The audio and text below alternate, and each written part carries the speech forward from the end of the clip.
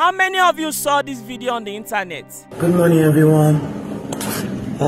My name is Karenika, and this is still my shelter. This is my bed. I woke up this morning. A lot of people are saying it's not me again. The lady in this video was the winner of the Big Brother Africa in 2011. This lady went home with $200,000 and so many gift items. But unfortunately, today she's homeless and she needs the help of the public. When I saw this video, I was really curious. What would have happened to this lady? How did she end up in this situation? To satisfy my curiosity, I had to travel down to Lagos to talk to somebody who has been a talent manager for many years now, and he has also managed somebody who also came out as the winner of the Big Brother Nigeria. And today he'll be talking about some of the things he has experienced with most influential people in Nigeria that a lot of people don't know. Bro, you've managed a couple of artists, and I heard you're currently managing Peller and so many other artists. Why do you think that most celebrities that had a good start end up in situations like this? I think one of the first problems, the major problem, is poor structure. Most of them, the fame hits them unexpectedly, and they do not have the right management or the right people around them to help them manage the fame and the buzz around it. So at the end of the day, they might just pop for a year or so, and then they're off the radar. Do you think there are decisions that make, somebody with $200,000, bro, that's a lot of money. Even if the value is no longer the same, but that money was enough to have a good start. What could have really happened from your experience managing talent? What are some decisions you think they make that may likely put them in situations like this in the nearest future? What from your experience? I think the first major issue there is spending. Do you understand? When the fame hits you, you would want to match up to the lifestyle. I'm a celebrity and popular, so that means I have to live this celebrity lifestyle, forgetting that in years to come, that fame might be there or might not be there. Okay, let's say for instance, before you became popular, you are getting your wares for 5,000, 10,000. You can enter a normal boutique, normal shop and buy your clothes. And then the moment the fame hits you, you're switching. You're already getting clothes for 500,000, 1 million or something, just because of that you want to match up to class. Because I don't understand, until tomorrow you can never justify the reason why you spend up to 1.5 million naira to get a cloth that you're going to wear for just one night. You mean that most of them just wear the clothes for one night? Of course, some of them, they just for one night because of that. Okay, I want to trend online. I want people online to say my outfit is bad. Come on. Okay, at the end of the day, the money you spent, who's going to give you back? Nobody. And most times, most of these events, they are paying from their pockets. It's not even the event organizers that are giving you that money. You're paying from your pocket. And when you're spending all this money, tomorrow, what are you going to do? You're not going to do anything. Your money is going and jobs are not coming in. Why are jobs not coming in? Especially when you don't have a good structure. As a celebrity, as an influencer, you are booked for an event or you are invited to an award show, an event or something. I really don't think you need to break the bank to go to that event. And nobody's ever going to remember that you even put on that outfit at any point. What are some of the challenges you faced with managing artists? I think pricing, that's a major challenge. You know why? Someone will break out today. Yesterday we are not charging 10,000, we are not charging 50,000 or something. Let's just say we are charging 50,000 naira for something, and then you break out today, you're already popping and stuff like that. And then someone is pricing you about 500,000 or 1 million naira for a service. You say no. How do you expect a brand to pay 5 million naira for you to come to the club? How much are you going to make for them? You have to ask yourself that question, because as a talent or something, if a brand is approaching you for bookings or something, and then they tell you that look at budget you have, and then you're saying no, that you have to pay 5 million naira. How much are they going to make that night? Or how much are they going to make from that ads? Because first thing first you should be concerned about is what's the conversion of this fee I'm charging. Most talents are not interested in returning clients, rather they're interested in collecting that money on point. If I collect the money, I don't care. And most times they don't even pay attention in delivering the content. They've collected the 5 million naira, and then when you see the content they are giving out because of that 5 million naira they collected, it's trash. Do you understand? So before you know, everybody begins to avoid that particular person, and before you know, the person slowly begins to go into oblivion. Nobody pays attention to the person again. So what you're trying to say is that when you are able to give value, you stay afloat. people come to you for business and you are giving them actual value, it is, you know, you stay afloat, you be in business, you make more money. But most people come out because they are trending, they overprice themselves, and then people begin to avoid them, and before you know it now, they are not making money anymore. Exactly. Let's just say, for an instance, now, what happens when you're being paid 500,000 naira for a job and then you go all out to deliver that job? Now look at the hack there, and the brand, you might not make conversions, but just the fact that you put in your heart and your soul into that content and the video is mad and crazy, as the brand will want to work with you again.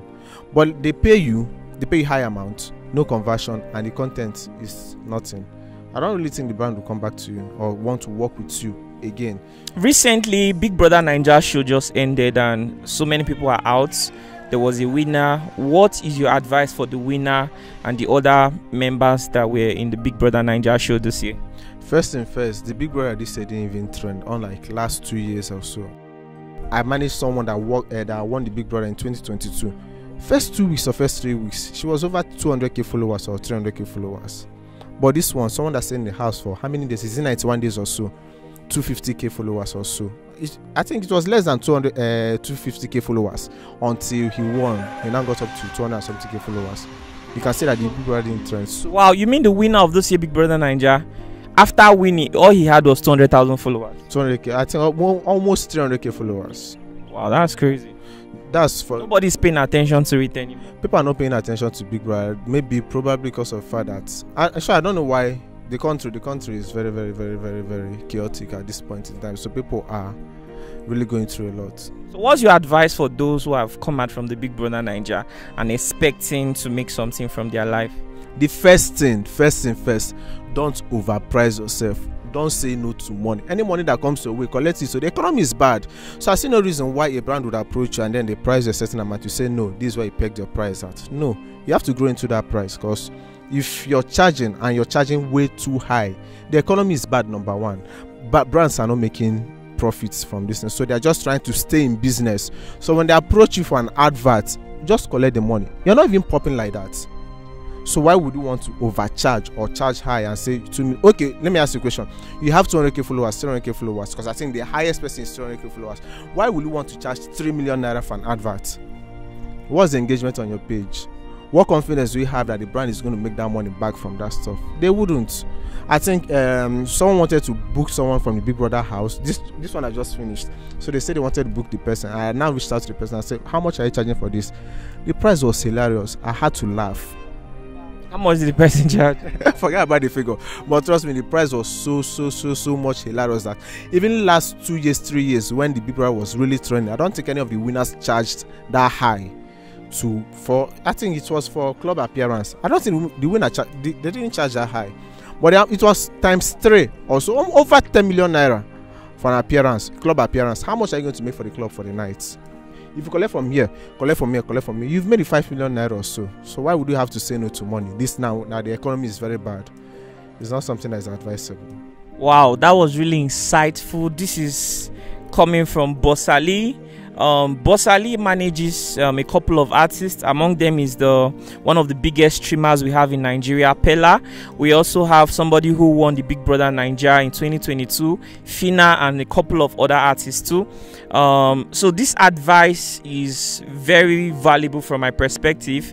Some people call it self-worth. When they charge so high, they say, no, this is my self-worth. If you don't want, you go, somebody else will come. So now that's where they're getting it wrong.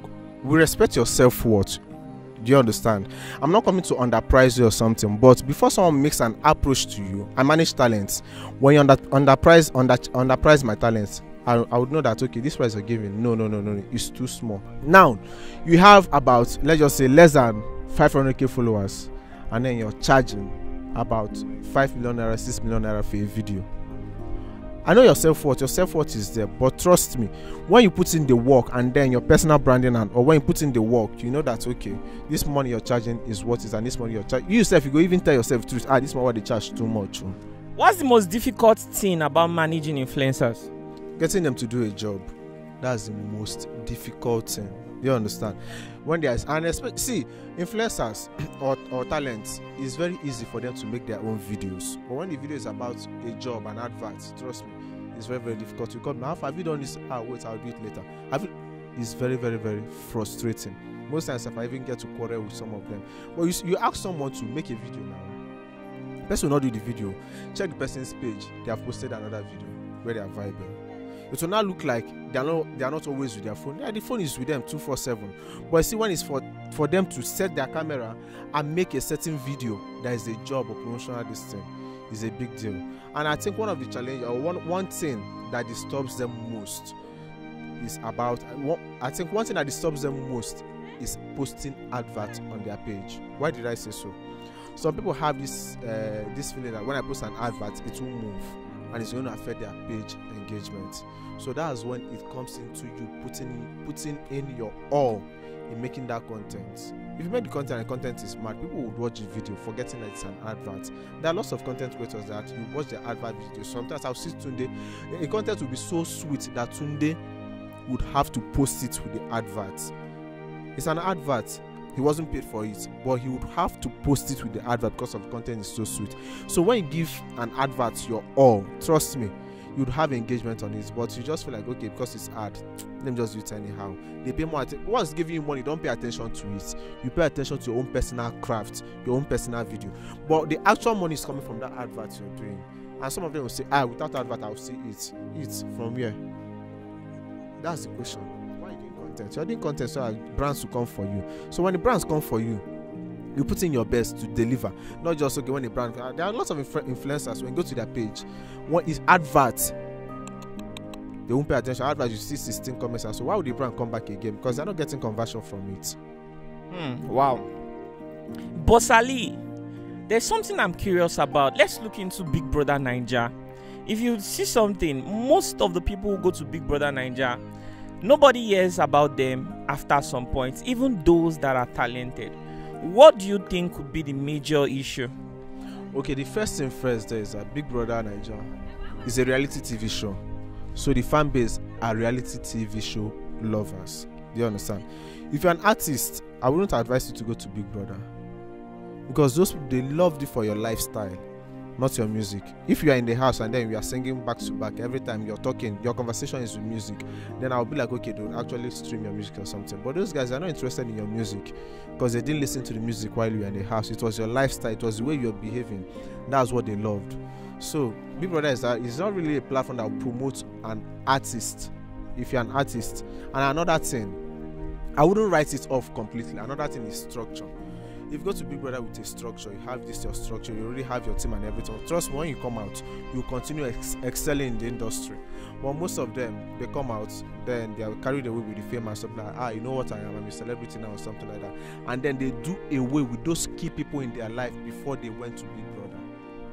And then they start making new friends. I'm not a celebrity, so that means I need to have celebrity friends.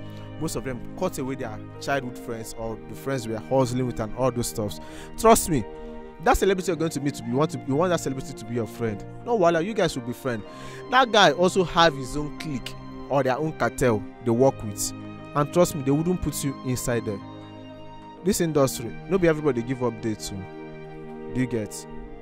So when you're working with your own team, it's not bad for you to associate, trying to gather more experience and stuff like that. But you need to have your own structure. You need to have your own plan. Most people now, if you talk to someone now, would you like to go for Big Brother? Yes, I would like to go for Big Brother. You go to Big Brother and come out. What else are you now doing? You come out. Then the next thing, you are off the radar. I know lots of them that okay, since after the Big Brother, nothing. And another thing is the pressure. The pressure there. The pressure is so high. When you come out, what am I going to do? This one, what am I going to do? You'll be so confused. You don't know what to do. Particularly, you see some of you might okay. If I come out from Big Brother, I'll start creating content, YouTube and all this stuff. Is it actually meant for you? You have to discover yourself first of all. Self-discovery is one most important thing most people don't know about. Yeah, you go to Big Brother, then you're out. You're a lawyer, and then you say you want to be a model. It doesn't work. It doesn't tally. Okay, Boss Ali, something I've discovered in general, the female influencers seem to appear like they make more money than the male influencers. Are there experiences you've had? You understand, I've given you a clue of how the female influencers make more money than the male influencers.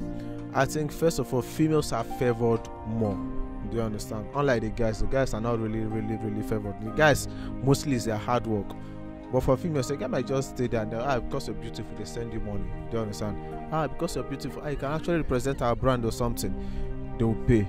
Unlike the guys, you need to work hard. Unlike the females, it's very easy for them. I'm talking about the money aspect. So, it toaster or someone that likes her might send her money or try to use money to impress her. Do you understand? Unlike the guys, I've had an experience of a guy that he felt like, okay, he went to meet a certain person. Alpha, help me put me through or something like that. The guy now told him, okay, I'll go help you put you through. Can you bend over? Or do you bend? Do you understand that type of stuff? Wait, I don't understand. A guy who is seeking help, an influencer who is seeking help, went to somebody and said, please, I want something like this to place me in the industry or something. And then the question was like, can you bend over or something? Like, can you do those stuffs? It doesn't make any sense now.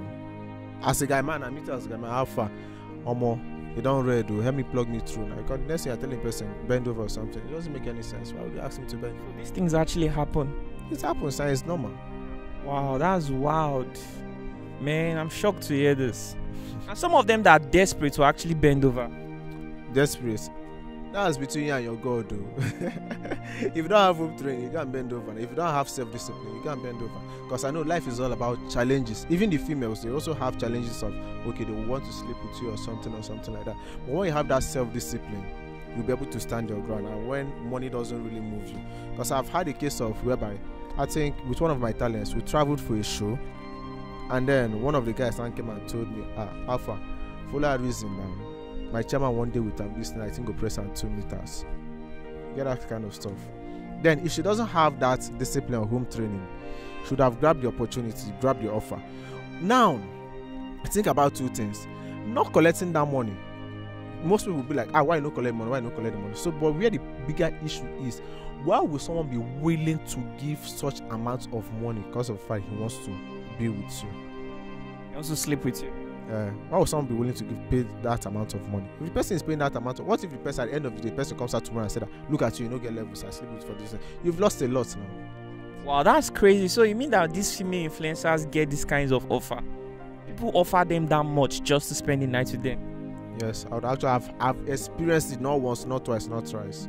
In short, I've even had someone when I wanted to do an event, the person told me that, Alpha, okay, you're bringing this person to this event. Will the person be with me? If the person they game, I would actually sponsor this event. I was like, so I should go and call someone to be with you because of fact you want to sponsor my event. Get out of here, carry your money, go. Wow.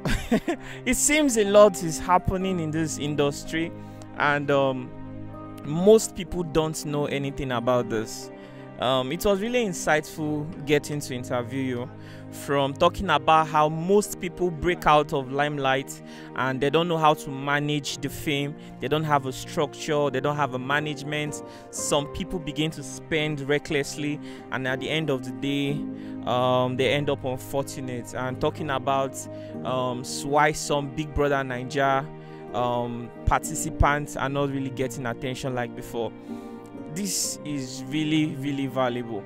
If you have questions you would like to ask, something that you would like to satisfy your curiosity about, kindly indicate on the comment section. Boss Ali has been a talent manager for a while. Like I said before, he manages Peller, one of the biggest streamers in Nigeria.